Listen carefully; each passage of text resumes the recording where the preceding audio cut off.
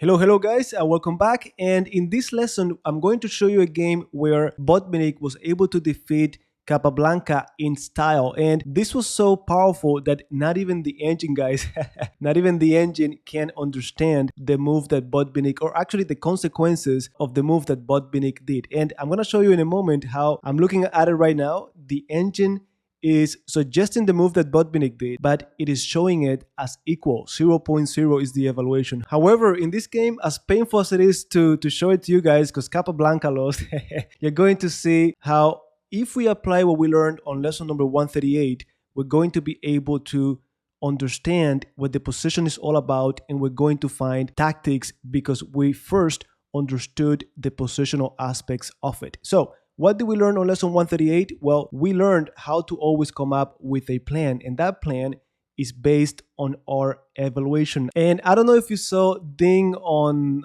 the candidates. He was asked about a specific position, if he knew the theory or something like that. And he said, well, I only believe in positions. And what he means is that regardless of the opening, if you know how to evaluate positions, guys, you don't really have to worry about it so much. So with that said, let me show you the correct evaluation of this position. And guys, you're welcome to pause the video and try to come up with it on your own. So basically, there are 5 elements that I like to see my students mention whenever we do this exercise. Number 1, material, who has more pieces. Number 2, piece activity. So even if I'm down material, who has the more active pieces, who's ready to attack. Number 3, space in the center or control over the center. Number 4, pawn structure, guys. Are there any weak pawns? Are there any weak squares? And number 5, of course, we have to talk about king safety. So assuming that you considered all of those things, make sure that you go one by one and you properly evaluate the position. So guys, this is basically what it comes down to. Number 1, material. Well, obviously the white pieces are down a pawn, but there's something else here that not many people talk about, and that's going to be the fact that the black pieces have 2 knights. When it comes to minor pieces, we have talked so much about the importance of the pair of bishops, but in general, when it comes to minor pieces, it is, well, at least this is what I heard once and I try to follow it.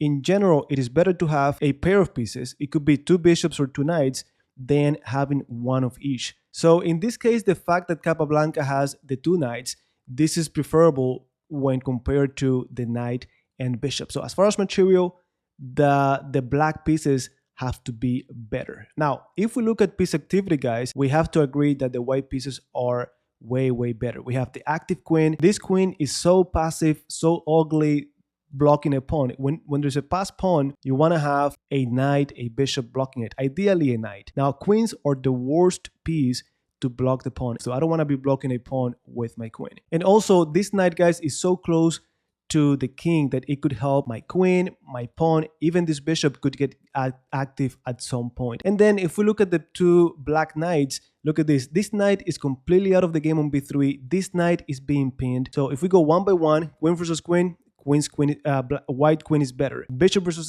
this knight, the bishop has to be better. The bishop could easily get into the game in one move. The knight has to move around too much.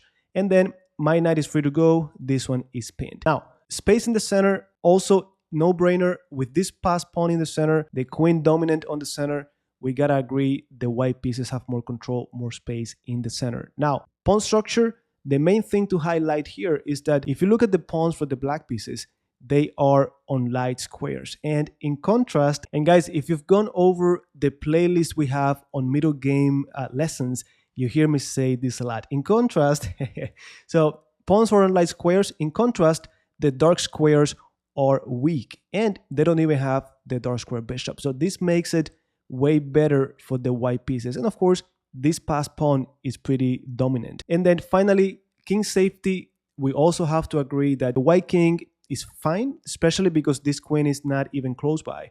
The black king, I wouldn't say the same thing because my queen, my pawn, my knight, they are all pretty close to the kings. Now, with that done, I need to take a look at my advantages and determine if they are variable or constant or long-term or short-term. All of these advantages for the white pieces, the more control over the center, the active pieces, they are variable. That means they could go away like this, and we need to act quickly if we want to capitalize on them.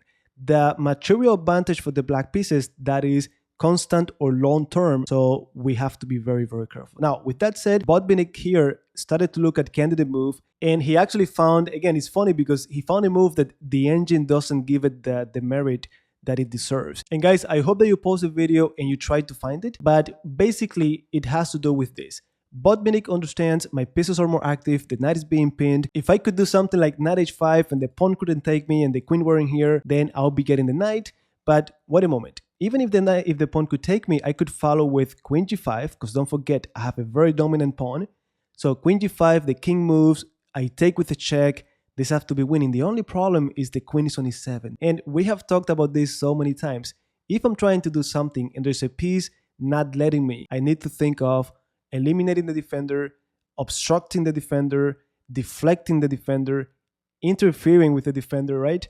So the move that he thought of was bishop a3. Remember, this bishop looks passive, but in one move, it could change, it could switch diagonals and get active. So the move, guys, is going to be bishop a3, the queen takes, then knight h5, pawn takes, and after queen g5, anywhere the king goes, I'm going to follow it with queen f6, and then that queen, along with the pawn on 7th, is going to be just too much. The only thing to keep in mind is, could the black pieces put me in check, like perpetual check, and get a draw? So we need to calculate all of that, but I'm trusting, guys, that if you've been doing what we covered on lesson 159 and others, your visualization should be good enough to take care of that part. So with that said, let me show you guys here what the engine is offering. So the engine is saying h4 would give 2.67 to the white pieces, h3 is giving 105, and then bishop a3, which is the move that Botvinnik did, is 0.0. And this is nonsense. Look,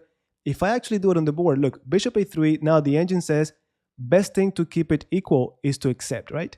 And then Botvinnik just did knight h5, what we just talked about, and look at this, 0.0 if they take. Okay, so queen g5, and now 0.0 is if the king just goes back. But guys, this is the good thing about this variation, that everything is forcing.